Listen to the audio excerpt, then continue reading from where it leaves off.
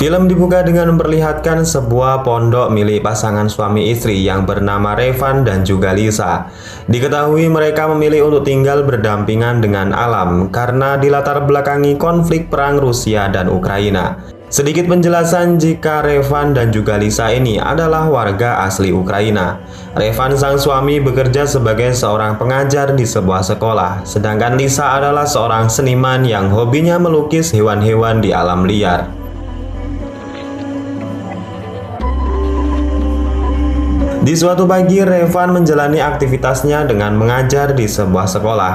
Sebelum masuk ke dalam kelas, Revan menyempatkan melihat berita televisi. Di sana menayangkan kejadian di kota Kiev, Ukraina, di mana sebanyak 100 demonstran ditembak mati oleh pasukan Rusia. Singkat cerita, Revan memulai kelasnya hari ini dengan beberapa murid yang sedang ia ajar. Terusuk jika Revan ini adalah seorang cendekiawan yang sangat jenius. Bahkan ia memiliki basic kemampuan berupa fisika, kimia, dan juga matematika. Sepulangnya mengajar, Revan dan istrinya didatangi seorang reporter televisi lokal. Sang reporter sangat keheranan dengan jalan yang mereka ambil, di mana rupanya kedua pasangan suami istri ini adalah orang yang sangat terpelajar. Bahkan Revan sendiri menyabet 3 gelar master dari universitas tinggi dengan kemampuan sebagai fisikawan, matematika, dan juga ilmu biologi. Singkat cerita, malam pun tiba. Revan dan Lisa nampak sangat bahagia menikmati suasana hidup yang jauh dari hiruk-pikuk kota. Lisa kemudian memberikan sebuah jimat yang sudah ia pahat sebelumnya kepada Revan. Ia mengatakan jika patung tersebut diharapkan dapat melindungi Revan dikala ia sudah tidak ada. Scene lalu menunjukkan sebuah kendaraan militer Rusia yang saat itu mendekat di perbatasan Ukraina. Jumlah mereka sangat banyak dan sepertinya ditugaskan untuk menyisir lokasi perbatasan yang sering digunakan tentara musuh bersembunyi. Hari pun berganti pagi. Revan berpamitan dengan Lisa untuk berangkat mengajar seperti biasanya. Namun saat di perjalanan, Revan sedikit terkejut setelah melihat 2 orang tentara Rusia yang tak biasa di wilayah ini. Tentara tersebut terlihat memandang sinis, namun Revan terus mengayuh sepedanya. Di dalam rumah sendiri, Lisa tengah bersiap melakukan kegiatannya. Ia memoles wajahnya untuk menyamarkan agar hewan-hewan yang ia lukis di hutan tidak merasa curiga. Revan yang sampai di sekolah kembali menyaksikan berita di mana para tentara Rusia telah bergerak dan sampai di wilayah Crimea, tempatnya tinggal saat ini. Melihat hal itu, seketika Revan langsung pulang mengayuh sepedanya kuat-kuat karena sangat khawatir dengan keselamatan sang istri. Sesampainya di rumah, benar saja 2 tentara yang ditemuinya tadi sudah menyandra Lisa dikarenakan curiga jika mereka merupakan seorang mata-mata. Revan sudah menjelaskan kepada 2 tentara tersebut jika mereka hanyalah warga sipil Ukraina yang memilih tinggal di hutan. Namun tetap saja kedua tentara tersebut tak henti-hentinya memukuli Lisa dan juga Revan. Salah seorang tentara mencoba membuktikan kebenaran yang dikatakan oleh Revan. Ia masuk ke dalam rumah dan melihat beberapa penghargaan yang membuktikan jika Revan ini adalah seorang ilmuwan. Sadar jika mereka telah memukuli warga sipil, tentara tersebut justru membakar rumah Revan dan kemudian pergi begitu saja. Lisa yang tak terima dengan perlakuan kedua tentara tersebut segera mengambil batu dan berniat untuk melemparkannya. Namun apa yang terjadi kemudian? Lisa ditembak yang mengakibatkan ia meninggal dunia.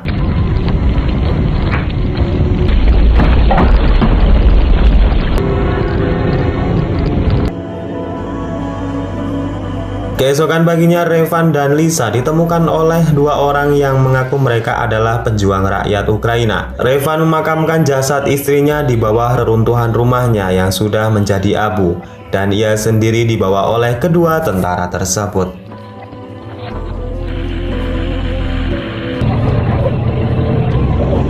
Sesampainya di markas pejuang Ukraina, 2 tentara yang membawa Revan dimarahi oleh komandannya lantaran mereka tidak percaya jika Revan benar-benar warga Ukraina. Entah apa yang dipikiran Revan, ia justru akan mengambil sebuah senjata AK-47 milik tentara Ukraina, di mana hal itu membuat tentara Ukraina langsung panik. Hanya tatapan dendam yang berada di mata Revan, dan ia pun memutuskan masuk ke dalam barisan tentara Ukraina. Сокіл небі має рейс, за загину білий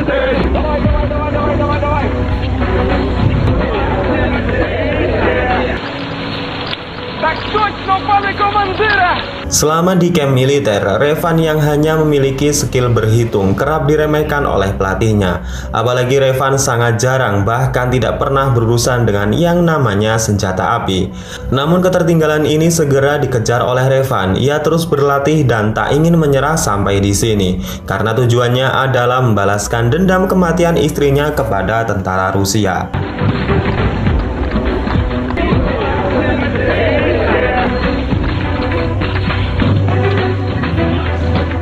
Di satu waktu Revan dan teman-temannya dikumpulkan oleh pelatih di sebuah ruangan. Di sana pelatih mengatakan jika tentara Ukraina kekurangan prajurit sniper dan relawan akan memberikan pelatihan sniper bagi siapapun yang terpilih. Revan yang ikut mencalonkan diri langsung dipandang sebelah mata. Revan diremehkan karena ia saja tidak bisa merakit ulang senjata AK-47. Mendengar hal tersebut, Revan kemudian menantang pelatihnya jika ia sekarang mahir merakit senjata. Bahkan ia akan melakukannya dalam kurun waktu kurang dari 20 menit.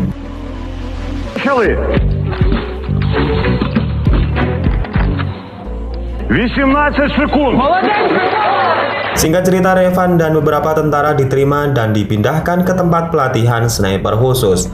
Hal yang pertama mereka terima dalam camp tersebut adalah pelatihan sniper oleh seorang tentara senior sniper Ukraina. Film kemudian berlanjut saat Revan dan teman-temannya dibagikan senjata sniper berjenis SFD. Namun saat giliran Revan, pelatih justru memberikan senjata jadul tak sama dengan teman-temannya. Lagi-lagi nih guys, Revan mendapatkan ketidakadilan di mana latar belakangnya sebagai seorang guru sering diremehkan di satuan militer. Singkat cerita, para calon-calon sniper mendapatkan pelatihan pertama. Pelatih mengatakan seorang sniper harus tetap tenang dan tidak boleh bergerak meskipun di tengah pertempuran. Untuk itu, seorang sniper tidak boleh terkejut ataupun gugup saat mendengarkan bunyi ledakan meskipun di jarak yang sangat dekat.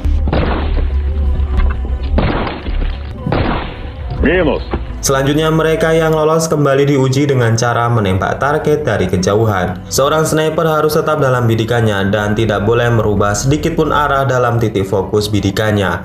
Status. Готовый. Пострел.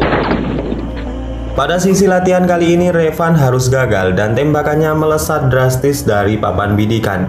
Revan berkilah jika senjata yang ia miliki tak sama seperti teman-temannya. Mendengar hal itu, pelatih kemudian membantah jika beberapa tentara sebelumnya berhasil menggunakan senjata yang sedang Revan bawa sekarang. Pelatihan selanjutnya adalah menghitung jarak tembak dengan posisi musuh yang sedang diincar. Di sana Revan sebagai master 3 bidang ilmu sekaligus guru fisika sangat mudah menjawab soal-soal tersebut, dan pelatih sangat kagum dengan jawaban Revan yang benar-benar sesuai dengan apa yang ada di bukunya. Высота БТРа. Надо відповідь. Спробуй. Відстань до КАМАЗа 493 метри.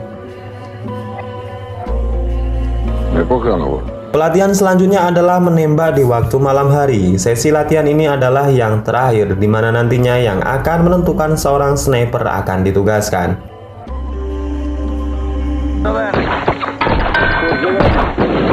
Dalam sesi tersebut, Revan dinyatakan gagal karena tembakannya meleset. Revan kemudian menjawab jika dirinya belum menembak. Alasannya saat fire gun tadi ditembakkan, seorang sniper masih mendapat bantuan cahaya, dan ia pun kemudian membuktikan kepada pelatih jika dirinya mampu menembak target tepat sasaran walaupun tanpa adanya cahaya. +3, Ворон. Keesokan harinya, Revan dan teman-temannya yang sudah berlatih dikumpulkan. Di antara mereka terdapat Kim yang masuk ke dalam satuan 2, Dunay masuk di dalam satuan 3, Revan yang masuk ke dalam satuan 1 atau pasukan utama sniper Ukraina. Film kemudian berlanjut saat kolonel dan kapten pasukan Ukraina tengah menyiapkan strategi menghadapi pasukan Rusia yang masuk ke dalam wilayah mereka. Pasukan sniper dan penyerbu dikerahkan lantaran senjata dan artileri mereka yang terbatas. Tugas mereka adalah merebut kamp pasukan Rusia yang berada di perbatasan, yang nantinya akan dilewati oleh mobil pengantar balistik dan persenjataan untuk Ukraina.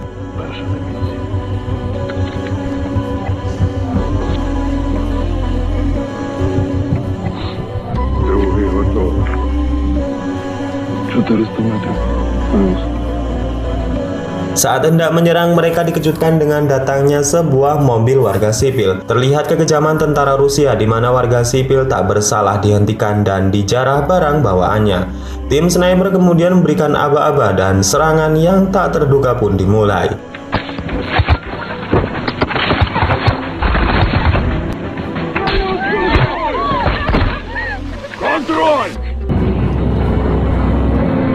Misi sukses dilaksanakan, kamp pasukan Rusia berhasil direbut oleh tentara Ukraina. Dan ini adalah momen pertama keberhasilan Revan sebagai seorang tentara sniper. Di lain sisi kita diperlihatkan seorang sniper Rusia yang kala itu sedang mengintai musuh. Terlihat dua orang sniper Ukraina mencoba untuk melewati sebuah perbatasan.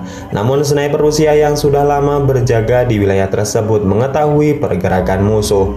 Ia pun merekam aksinya sebelum pada akhirnya ia melepaskan sebuah tembakan yang begitu dahsyat.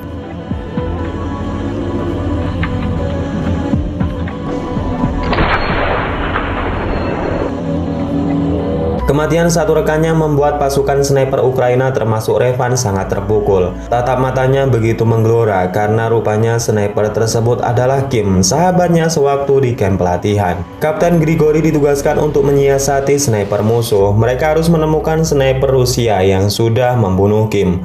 Tugas ini semakin sulit di mana senjata yang dibawa adalah senjata berat yang bahkan sebuah kendaraan berlapis baja dapat ditembus dengan mudah. Revan dan pasukan penyerbu kembali ditugaskan untuk mencari sniper Rusia. Mereka berangkat di waktu petang agar musuh tak dapat mengetahuinya. Setibanya di lokasi terbunuhnya Kim, pasukan Rusia mulai membagi tugas. Di antaranya adalah memasang sebuah bom di beberapa bagian yang sering dilewati tentara Rusia. Setelah lama menunggu, akhirnya Revan dan Kapten Grigori menemukan beberapa tentara Rusia yang sedang berpatroli.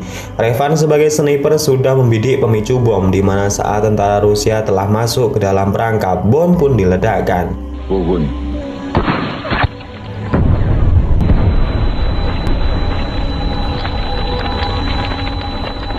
Keberhasilan demi keberhasilan misi telah diselesaikan oleh Revan, seorang sniper ulung yang sebelumnya diremehkan banyak orang.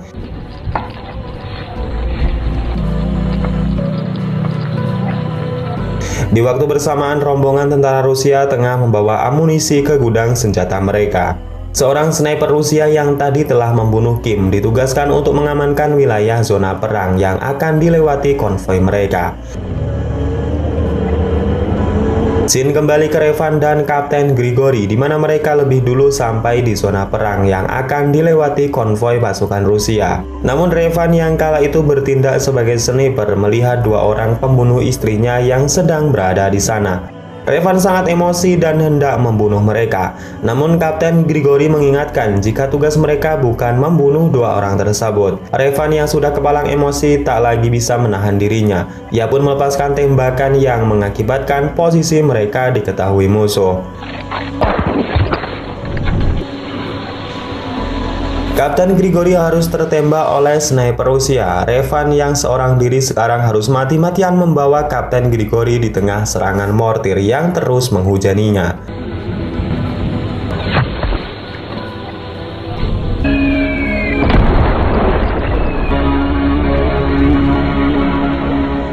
Beruntungnya Revan masih selamat. Sang kolonel kemudian mengatakan kepada Revan jika dirinya akan membalaskan kematian kapten di misi berikutnya.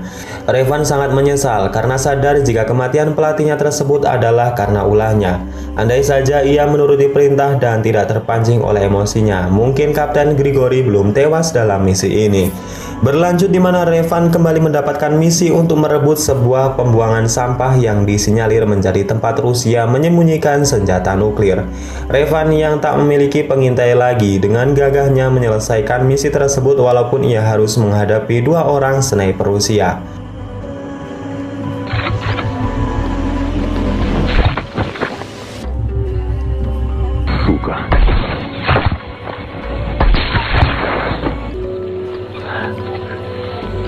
Baru saja ia beristirahat, sebuah panggilan dari Komandan Bridge memerintahkan misi baru, di mana Revan ditugaskan untuk mencari sniper musuh di wilayah Horivka yang dikabarkan telah menembak dua orang pemantau Ukraina.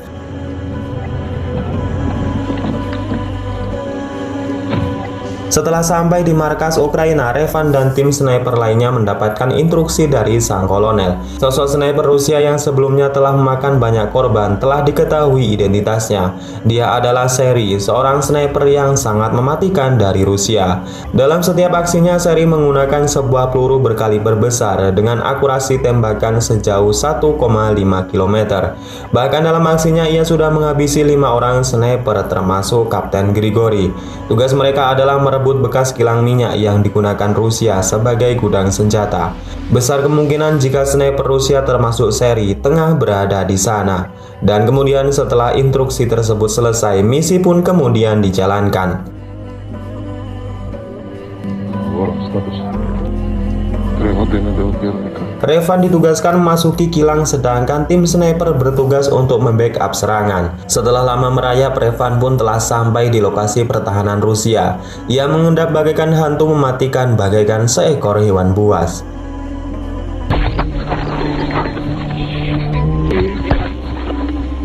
Sekarang giliran pasukan sniper di mana mereka telah membidik masing-masing kepala targetnya. Dengan aba-aba dan tembakan senjata mesin, pasukan sniper Ukraina pun melesatkan tembakannya tanpa diketahui oleh Seri dan sniper Rusia yang berada di dalam gedung. По кому огонь? Группа, доклад. Revan kembali bergerak memasuki gedung. Tugasnya adalah menghabisi Seri dan sniper Rusia yang tengah berjaga di sana.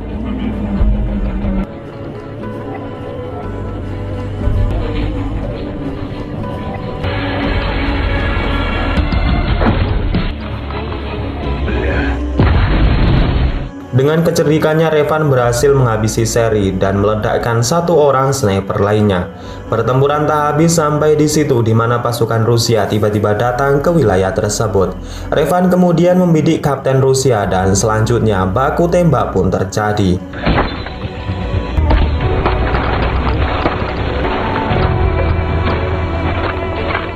Singkat cerita, pertempuran dimenangkan oleh pasukan Ukraina. Revan kemudian meminta izin untuk pergi sebentar di mana rupanya kilang minyak tersebut tak jauh dari tempat tinggalnya dahulu. Revan kemudian mengenang mendiang sang istri dan bahkan ia masih bisa melihat tatanan batu yang dulu pernah dibuat oleh istrinya.